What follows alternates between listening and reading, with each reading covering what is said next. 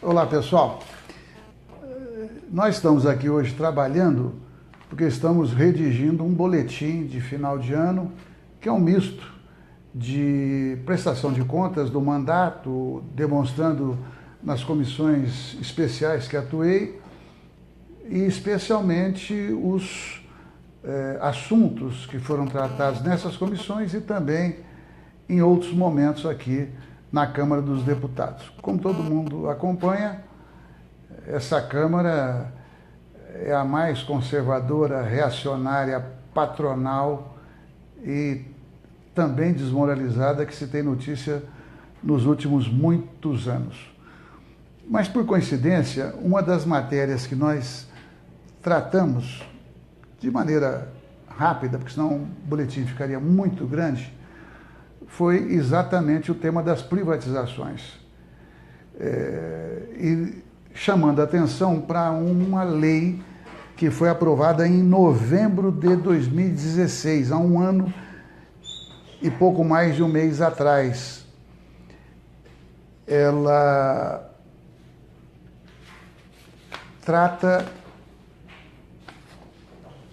deixa eu localizar aqui, eu separei e desapareceu. Só um segundo que eu vou...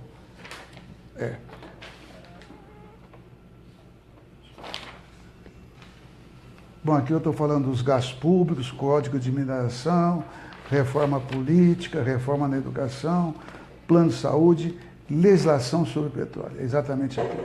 Como eu estava dizendo, foi aprovada a Lei 13.365 em 29 de novembro de 2016, que altera a Lei 12.351, que é a chamada Lei do Petróleo. O que essa lei fez? Contra o nosso voto, obviamente. Primeiro, tirou a Petrobras como operadora única dos consórcios que normalmente se formam nos leilões de petróleo da camada de pressão. Se isso não bastasse, eles também praticamente liquidaram com a chamada política de conteúdo nacional. Ou seja, se vai ter um consórcio e vai ter que contratar, hipoteticamente, uma sonda, então, esta sonda, isso foi uma política implantada pelo Lula ainda, ela deveria ser nacional. Bom, isso fez com que aumentasse o emprego na indústria naval, que estava em menos de 10 mil para mais de 100 mil trabalhadores. Bom, já começou a haver demissões em massa, portanto, eles boicotaram, eliminaram a possibilidade da indústria naval se desenvolver. Mas não só a indústria naval. Outras indústrias fornecedoras de vários insumos para a indústria do petróleo também vão sofrer as consequências. Se isso não bastasse, os leilões que têm sido feitos, vendendo as verdadeiras joias da coroa, que são campos de petróleo grandes, que vão produzir petróleo de maneira exuberante, foi vendido a um preço médio de $2 o barril, quando no mercado internacional está em torno de $51 o barril. Bem, isso não tem palavras que defina de maneira apropriada esse crime que é cometido contra o Brasil, que compromete o presente do povo brasileiro, compromete o futuro da nossa nação. Isso afeta a soberania nacional, porque, lamentavelmente, a privatização do petróleo, portanto, da Petrobras, do gás, está acompanhada da privatização do sistema Eletrobras. Bom, um país que não controla a sua energia, que não controla o seu combustível, é só a gente se lembrar, eu sempre uso esse exemplo, de filmes de guerra.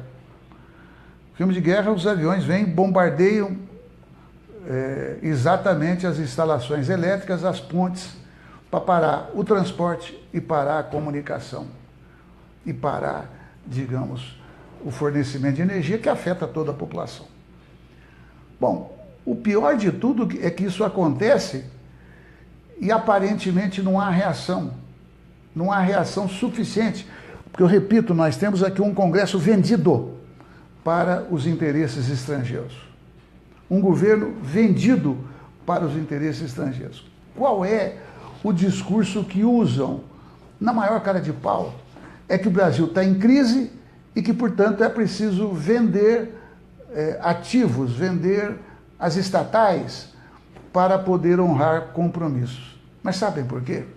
Todo mundo já ouviu falar em superávit primário, mas nunca entre nós, no cotidiano, alguém sequer ouviu falar do chamado superávit nominal. Por quê? Porque entre o superávit primário e o nominal existe algo aí no meio que ninguém ousa atacar, que são os juros pagos para honrar a dívida pública. Não é o principal da dívida, são apenas os juros com os quais o Brasil gasta 500 bilhões ano.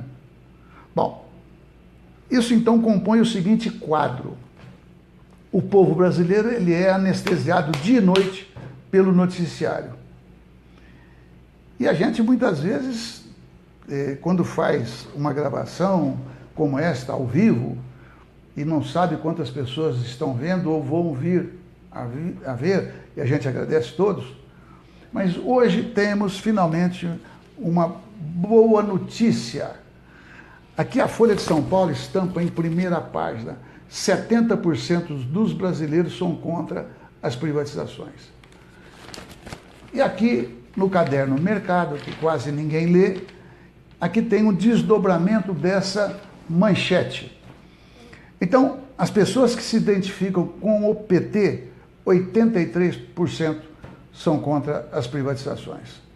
As pessoas que se identificam com o PSDB, 55% são contra as privatizações.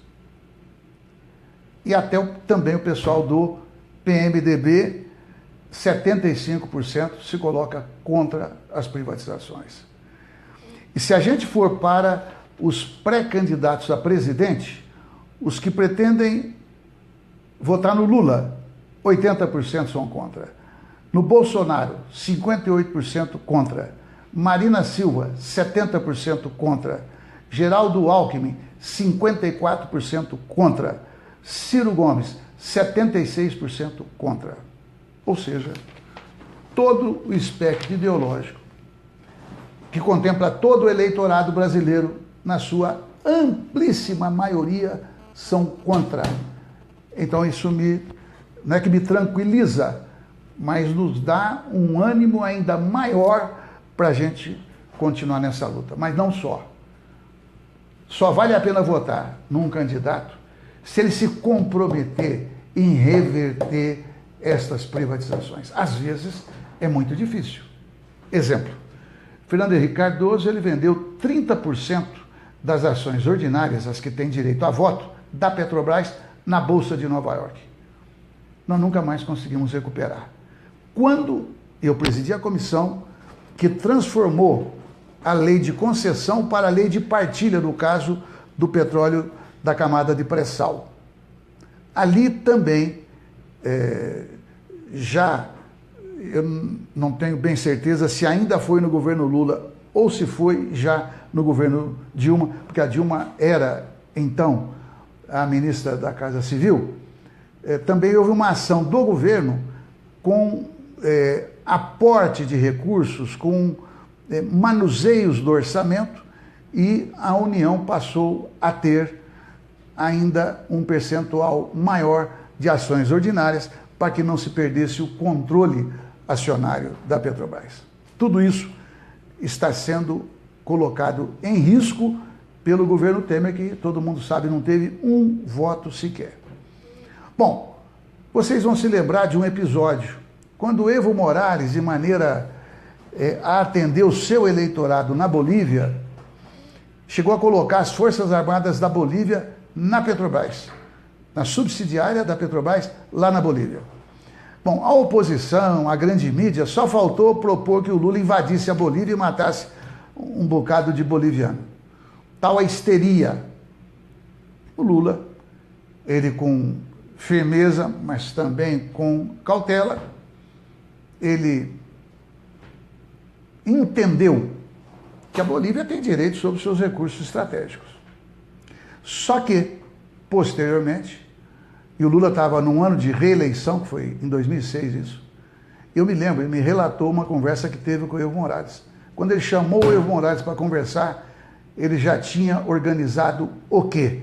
Falou, Evo, você escolhe. Eu já tenho os navios e o local, e o fornecedor, para transportar gás liquefeito para o Brasil. Então decida o que você quer.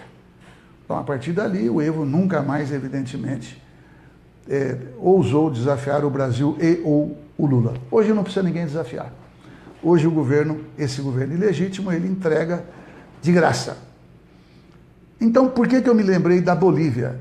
É porque nós não podemos descartar, na minha opinião, que o Brasil nacionalize o petróleo. Nós fizemos uma lei, disputando o voto no Congresso, fizemos tudo dentro da normalidade. Eles golpearam a democracia tirando a Dilma. Agora golpeiam o Brasil e o povo brasileiro contra a vontade do povo brasileiro. A pesquisa demonstra.